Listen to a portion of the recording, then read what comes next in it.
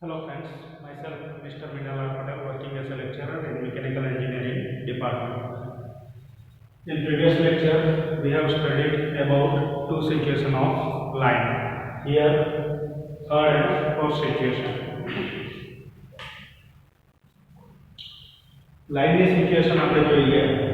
કોઈ પણ એક લાઇન છે, સપોઝ કે અને હું લાઇન કન્સિડર કરી લઉં છું તો એ આ રીતે હોઈ શકે, perpendicular to HP, parallel to VP, અથવા આ રીતે હોઈ શકે, perpendicular to VP, parallel to HP, અથવા આ રીતે હોઈ શકે. ત્રીજી સિચ્યુએશન પણ આપણે લાસ્ટ ટાઈમ જોઈ ગયા હતા, parallel to both planes, parallel to HP and parallel to VP. હવે ચોથી અને પાંચમી કન્ડિશન અહીંયા આપણે બતાવો છો. ફોર્થ સિચ્યુએશનમાં આવશે line is incline to one plane. હવે કોઈ પણ એક પ્લેનને ઇન્ક્લાઇન એટલે કે એક પ્લેન સાથે ખૂણો બનાવે છે તો લાઇનને પહેલા આ રીતે પેરેલલ છે બંને પ્લેનને એ રીતે કન્સિડર કરે. પછી HP સાથે ખૂણો બનાવે છે એમ કીધું હોય તો એક બાજુએથી ઉપર ઉચકો, બરાબર છે.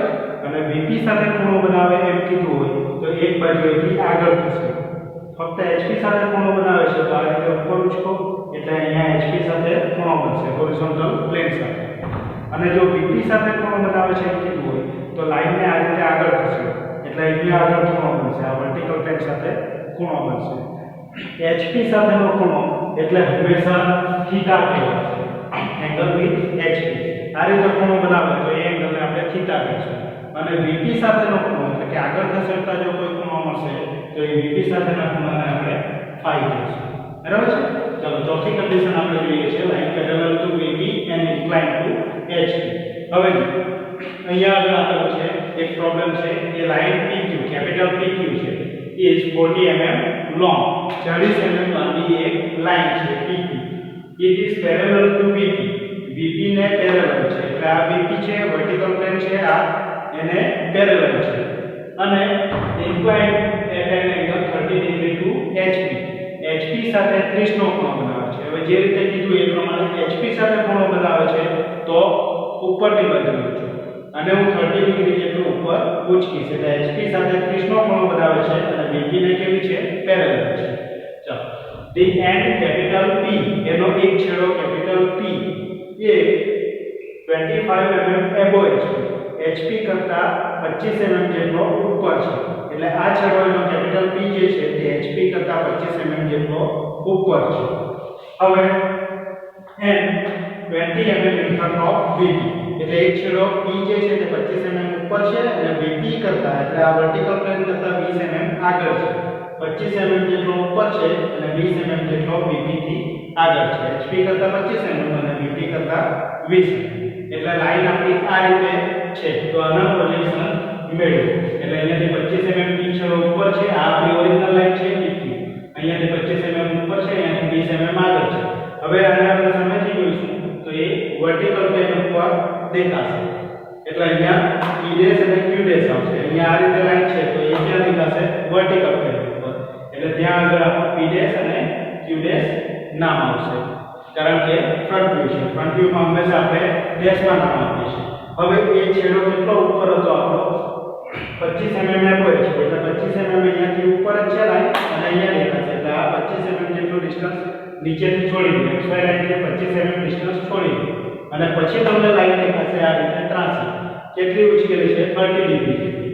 એટલે અહીંયાથી એક સીધી લાઈન લઈ લો અને અહીંયા કોણ માપક મૂકીને 30 ડિગ્રીનો એંગલ માપો અને પછી લાઈન ડ્રો કરી, બરાબર છે.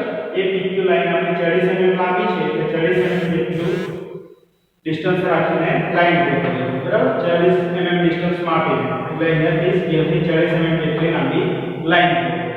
એટલે અહીંયાથી આ 40 mm ની લાઈન આપણને આખી દેખાશે સામેથી જોતા, બરાબર છે.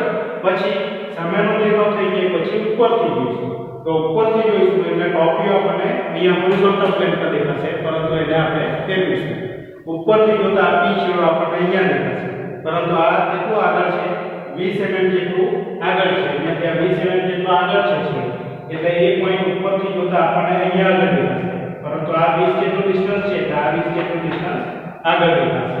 એ જ રીતે લાઈન આપણી આ રીતે છે તો આ Q છેડો અહીંયા આગળ દેખાશે પણ એ પણ અહીંયાથી 20 mm જેટલું આગળ જ છે, પેરેલલ છે. એટલે આ 20 છે તો આ પણ અહીંયાથી 20 mm જેટલું આગળ જ હશે તો આ Q છેડો પણ P છેડો અહીંયા દેખાશે, Q છેડો અહીંયા દેખાશે.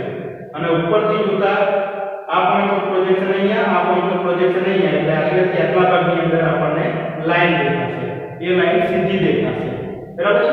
એટલે આ લાઈન આપણને અહીંયા દેખાશે. P અને Q ની વચ્ચે સીધી દેખાશે, અહીંયા દેખાશે.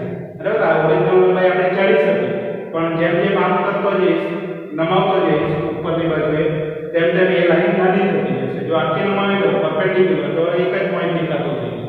બરાબર છે? હવે આ ફક્ત આટલી લંબાઈ છે, 35 ડિગ્રી જેટલો ખૂણો છે.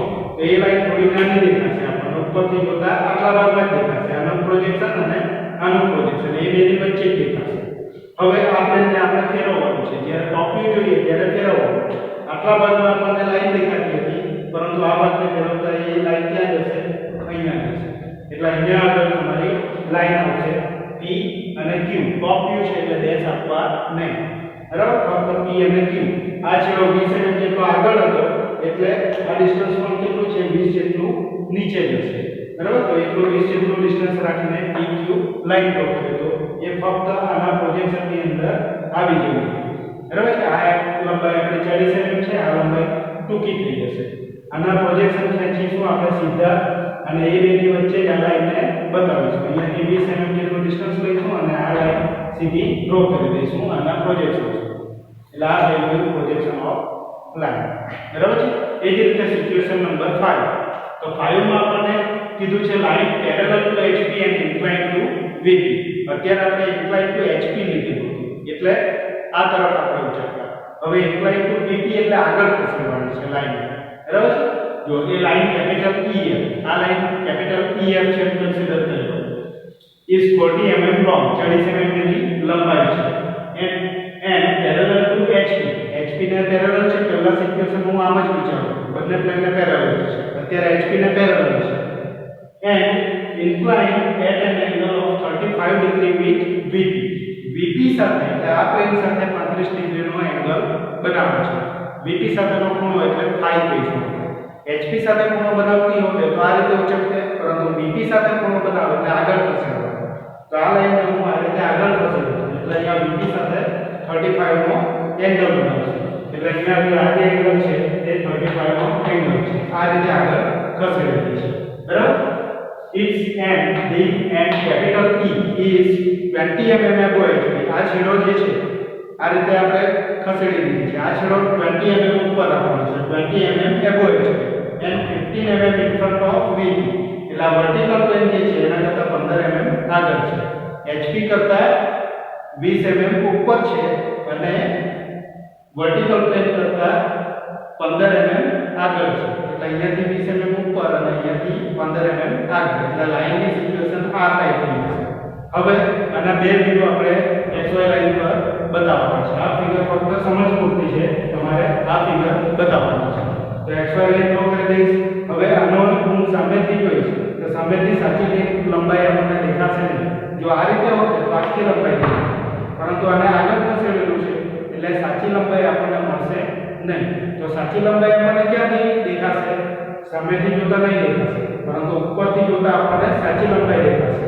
કારણ કે આ HP ને પેરેલલ છે. જે પ્લેનને પેરેલલ હોય એના પર આપણને આખી લંબાઈ દેખાય. એટલે ઉપરથી જોતા આખી લંબાઈ દેખાશે. તો પહેલા હું ટોપ વ્યૂ ડ્રો કરીશ. XY લાઈન ડ્રો કર્યા પછી ટોપ વ્યૂ ડ્રો કરીશ. તો આ રીતે લાઈન આપણી છે તો એનો ટોપ વ્યૂ આપણને ક્યાં દેખાશે? અહીંયા આ પ્લેન ઉપર દેખાશે. પણ ટોપ વ્યૂ જો ત્યારે આ પ્લેનને ફેરવવાનું છે. એટલે આ પ્લેન ફરશે તો આ રીતે લાઈન આપણી નીચે જશે. એટલે આ લાઈન આપણી અહીંયા આગળ આવશે. EF. બરાબર છે?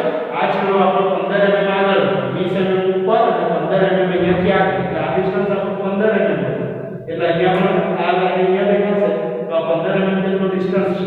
અને પછી આપણે એને ફેરવીશું તો આ 15 mm જેટલું ડિસ્ટન્સ છોડી દઈશું અને પછી આપણને 40 mm જેટલી આખી લાઈન દેખાશે 35 ડિગ્રીના એંગલ ઉપર. એટલે અહીંયાથી 15 જેટલું ડિસ્ટન્સ લઈશ XY લાઈનથી. પછી અહીંયા ઝડકી લાઈન ડ્રો કરીશ. અહીંયા આગળ 3 વખત મૂકીશ. પછી અહીંયાથી 35 નો એંગલ મૂકીશ. આટલો એંગલ 35. ત્યાં પોઈન્ટ મૂકીને 40 mm જેટલી લાંબી લાઈન ડ્રો કરીશ.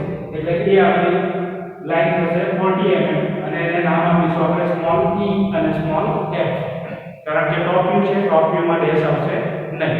પછી એના સીધા પ્રોજેક્શન આપણે ઉપરની તરફ ખેંચી લઈશું બરાબર છે હવે સામેનો દેખાવ ડ્રો કરીશું તો સામેના દેખાવમાં આ લાઈન આપણને નાની દેખાશે આ પોઈન્ટ આપણને અહીંયા આગળ દેખાશે આ પોઈન્ટ અહીંયા આગળ દેખાશે એટલે અહીંયા આગળ ફક્ત ટૂંકી લાઈન જ દેખાશે આ ભલે આપણી 40 છે પણ આ રીતે ખસેલી છે એટલે સામેથી જોતા એ નાની દેખાશે બરાબર છે આ પોઈન્ટ અહીંયા આ પોઈન્ટ અહીંયા એટલે આ બંનેના આપણે પ્રોજેક્શન લીધેલા છે પછી આ હાઈટ આપણને સામેથી દેખાશે કે અહીંયાથી 20 mm જેટલો ઉપર છેડો આપેલો છે એટલે 20 mm જેટલું ડિસ્ટન્સ આપણે છોડી દેવું પડે એટલે અહીંયાથી 20 mm જેટલું ડિસ્ટન્સ લઈ લઈશું અને પછી આ રીતે લાઈન ડ્રો કરી દઈશું જે આ બે પ્રોજેક્શનની વચ્ચે આવશે બરાબર છે એટલે અહીંયા આગળ પોઈન્ટ આવશે આપણો E ડેશ અને અહીંયા આગળ પોઈન્ટ આવશે F ડેશ એટલે E ડેશ અને F ડેશ આ થશે એનો ફ્રન્ટ તો ફ્રન્ટ વ્યૂ અને ટોપ વ્યૂ આપણે ડ્રો કરવાનો છે તો આ આપણી ચોથી સિચ્યુએશન અને પાંચમી સિચ્યુએશન થઈ ગઈ